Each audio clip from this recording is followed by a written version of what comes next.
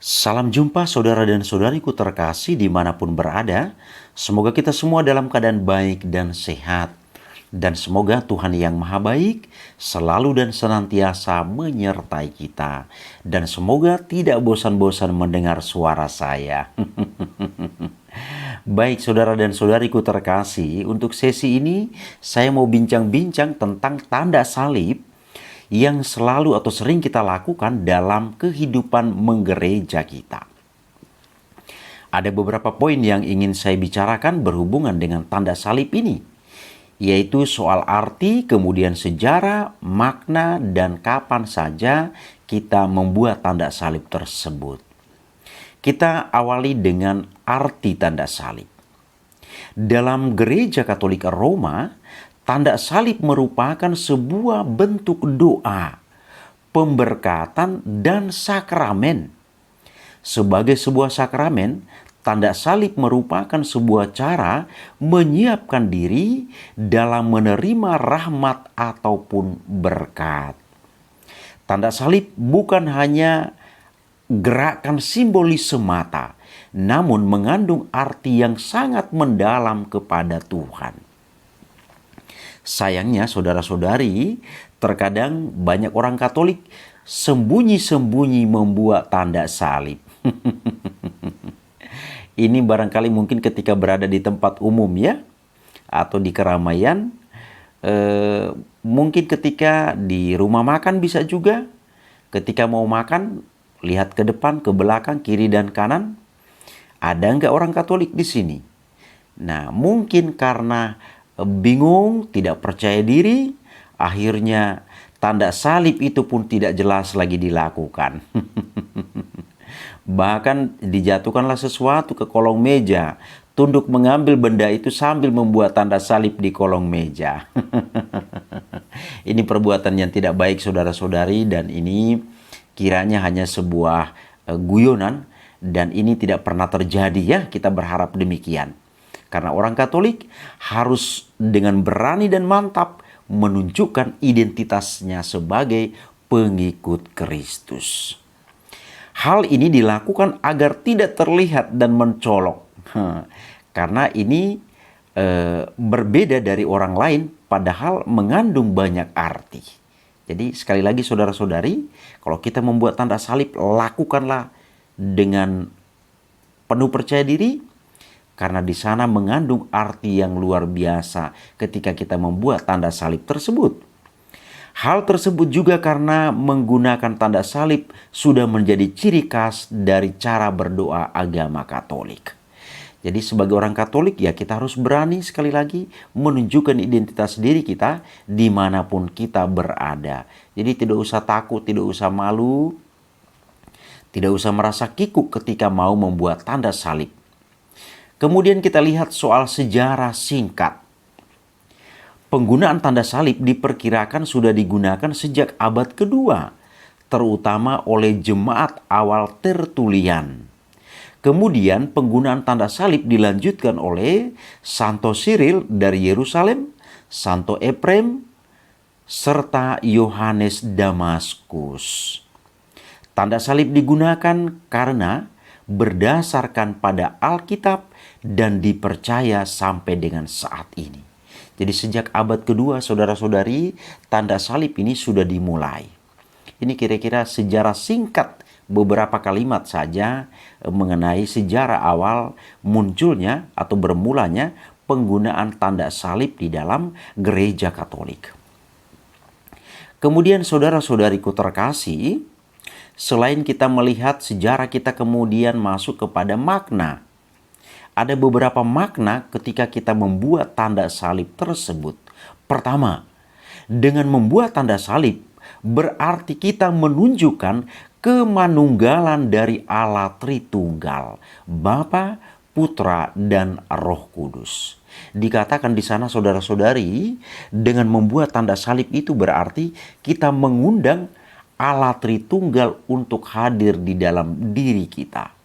Kesatuan Allah Tritunggal, kemanunggalan Allah Tritunggal itu akan hadir di dalam diri kita. Luar biasa saudara-saudari ya. Maka ini menjadi catatan bagi kita.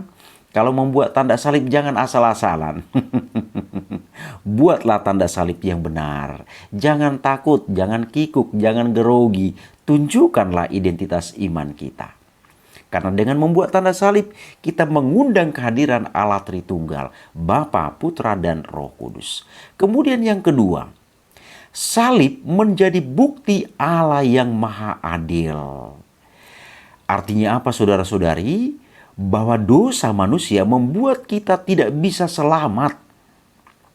Konsekuensi dosa pun berakibat pada kerusakan ciptaan Allah yang lain. Sehingga Allah sendiri yang menebusnya dengan wafatnya di kayu salib. Itulah Yesus Kristus. Jadi Yesus itu adalah tebusan dosa umat manusia. Kita yang melakukan dosa, tetapi Allah sendiri yang menebusnya. Sungguh baik Allah kita ya, menciptakan kita, kemudian kita berbuat dosa, Allah juga hadir menebus kita. Begitu indah ajaran iman gereja kita. Kemudian hal yang ketiga, salib menunjukkan kasih Allah yang maha besar. Para nabi telah diutus untuk membuat kita bertobat, tetapi kita tidak mempedulikan mereka. Akhirnya, karena cintanya yang begitu besar kepada kita, Ia mengutus putranya untuk menebus dosa-dosa kita. Walau akhirnya sang putra pun harus meregang nyawa di kayu salib, tidak ada kasih yang lebih besar daripada kasih seorang yang memberikan nyawanya untuk sahabat-sahabatnya. Yohanes bab 15 ayat 13. Begitu indah, saudara-saudari. Semua itu rela dijalani Yesus agar kita dapat diselamatkan dan memperoleh kehidupan yang kekal. Karena begitu besar kasih Allah akan dunia ini, sehingga Ia rela mengaruniakan anaknya yang tunggal, supaya setiap orang yang percaya kepadanya tidak binasa, melainkan beroleh hidup yang kekal. Indah sekali ajaran gereja, saudara-saudari. Maka mari kita pahami dan kita jalankan ini dalam kehidupan kita sehari-hari.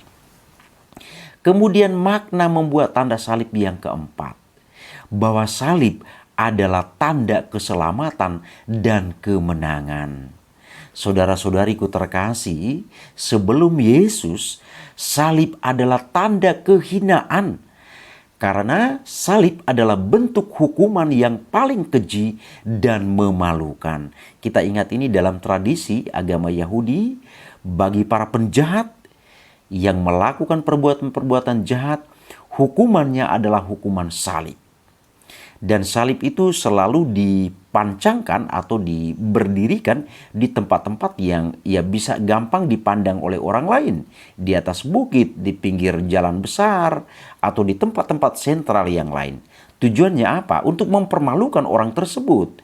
Dan yang berikut, untuk memberikan efek jera bagi orang lain untuk tidak melakukannya lagi. Jadi salib itu sekali lagi, saudara-saudari, bagi orang Yahudi, salib itu adalah sebuah penghinaan, sesuatu yang memalukan. Tetapi bagi gereja bukan demikian. Maka kita lihat, namun karena kebangkitan Yesus, kini salib menjadi tanda keselamatan dan kemenangan dari dosa dan maut. Jadi, tanda salib ini merupakan lambang yang berdasarkan Alkitab. Dan aku melihat sesungguhnya Anak domba berdiri di bukit Sion dan bersama-sama dengan dia 144.000 orang, dan di dahi mereka tertulis namanya dan nama Bapanya. Kemudian hal yang kelima, saudara-saudari, sebagai maknanya adalah salib itu adalah pegangan hidup bagi kaum beriman Kristiani. Saudara-saudari, teladan dalam hidup kita ini adalah Santo Paulus. Banyak orang kudus gereja ya, tetapi Santo Paulus yang langsung berkaitan dengan pembicaraan kita ini. Rasul Paulus mengatakan demikian, "Aku sekali-kali tidak mau bermegah selain dalam salib Tuhan kita Yesus Kristus. Sebab olehnya dunia telah diselamatkan." Luar biasa, saudara-saudari ya. Sebagai orang Kristen, kita telah mati dan bangkit bersama Kristus, sehingga dunia tidak dapat lagi memperbudak kita. Ini ajaran yang luar biasa dari Rasul Paulus, saudara dan saudari. Maka mari kita pedomani ajaran yang indah ini. Nah, kemudian hal berikutnya kita melihat kapan saja sih tanda salib itu kita lakukan?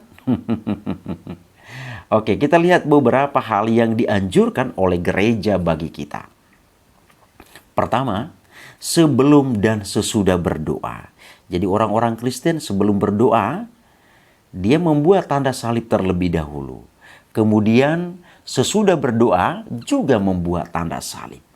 Entah berdoa itu di dalam gereja, ataupun berdoa itu untuk makan, dan lain sebagainya. Yang jelas sebelum mengawali doa itu harus diawali dengan tanda salib. Dan kemudian ditutup kembali dengan tanda salib. Kemudian saudara-saudari, ketika kita melewati setiap bangunan gereja Katolik untuk menghormati kehadiran Tuhan Yesus di dalam tabernakel. Oh, ini masukan yang sangat baik saudara-saudari ya.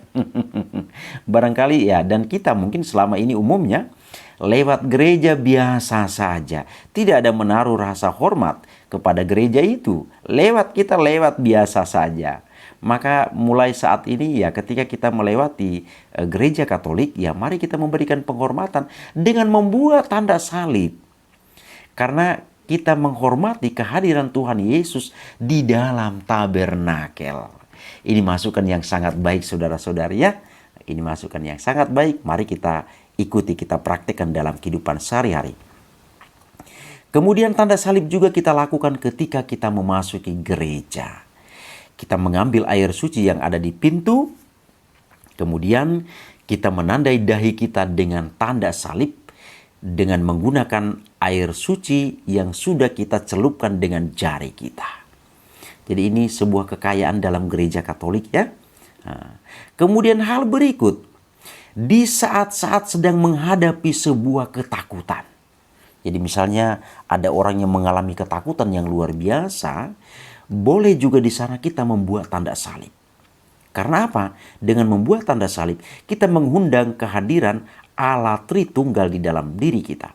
Ataupun ketika menerima kabar duka cita, orang terdekat kita meninggal dunia. Nah, selama ini tanpa kita sadari, kita tidak pernah melakukan ini ya. Tidak pernah melakukan ini. Bahkan kita ketika mendengar kabar duka cita, ya hati kita langsung gundah gulana, kesedihan yang begitu mendalam langsung kita alami, dan kita tidak membuat tanda salib ini.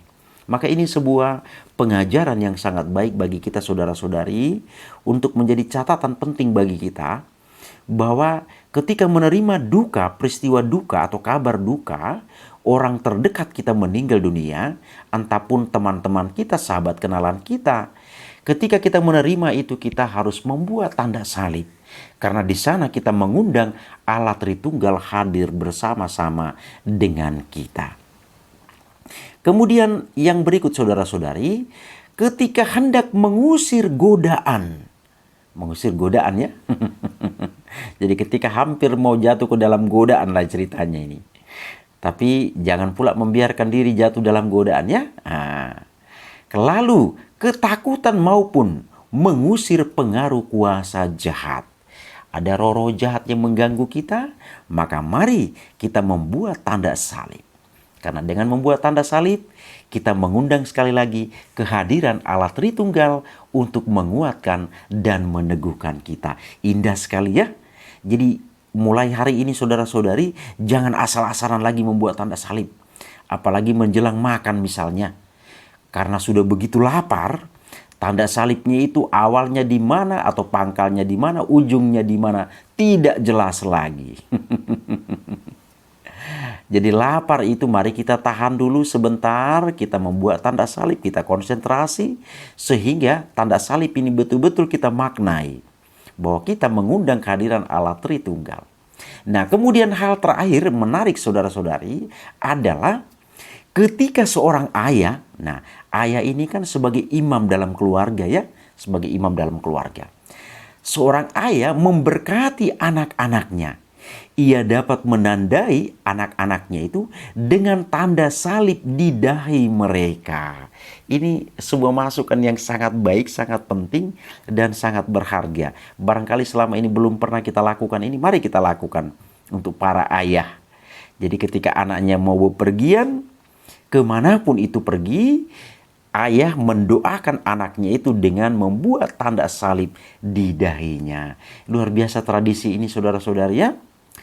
Oke, baik saudara-saudariku terkasih, inilah kira-kira tanda salib yang kita gunakan atau kita lakukan di dalam gereja Katolik yang penuh dengan makna, arti, dan tanda. Maka semoga kita menggunakan ini dalam kehidupan kita sehari-hari. Demikian yang dapat kami sampaikan saudara dan saudari. Terima kasih, Tuhan memberkati.